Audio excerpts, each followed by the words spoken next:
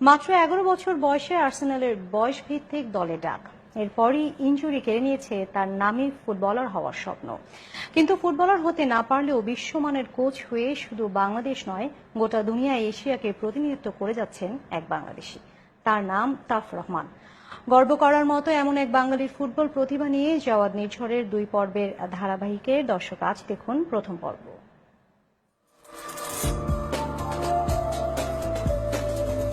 মাত্র 6 বছর বয়সে পরিবারের সাথে ইংল্যান্ডে পাড়ি জমান মৌলভীবাজারের ছেলে তাফ রহমান, যার ধ্যান জ্ঞান জুড়ে ছিল শুধুই ফুটবল।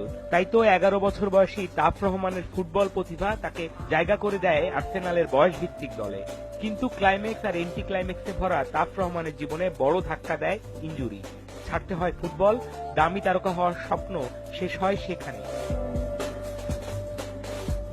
কিন্তু এরপর কঠোর পরিশ্রম আর একক প্রচেষ্টায় তাফ রহমান নিজেকে প্রতিষ্ঠিত করেছেন ইংলিশ ফুটবলের নামী কোচ হিসেবে।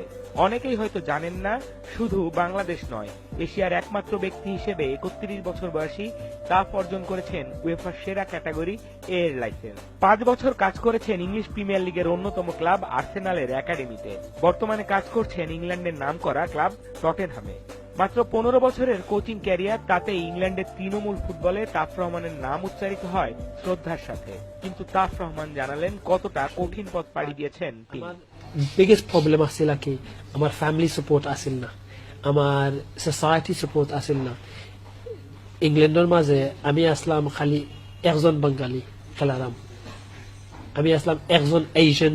আমি জানি আমি যদি সাপোর্ট মেকানিজম পাইতাম আমি বেটার পজিশনে থাকলাম না। বাংলাদেশের ফুটবলকে অকৃত্রিম ভালোবাসেন জানিয়ে তাপ বলেছেন দেশের তৃণমূল ফুটবল নিয়েও কাজ করতে আগ্রহী তিনি।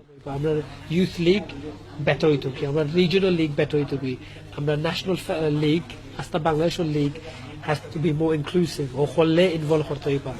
আর training facility, coaching education, I think এটা ইমপ্রুভ করতে পারবা। এর লাগে আমরা আগুয়াইছি না। আর আমরা ট্যালেন্ট আছে, বাংলাদেশের ট্যালেন্ট আছে, আমরা এটা শোকেস করতে পারলাম না। জাওয়াদ নির্ঝর, জিটিভি নিউজ, ঢাকা।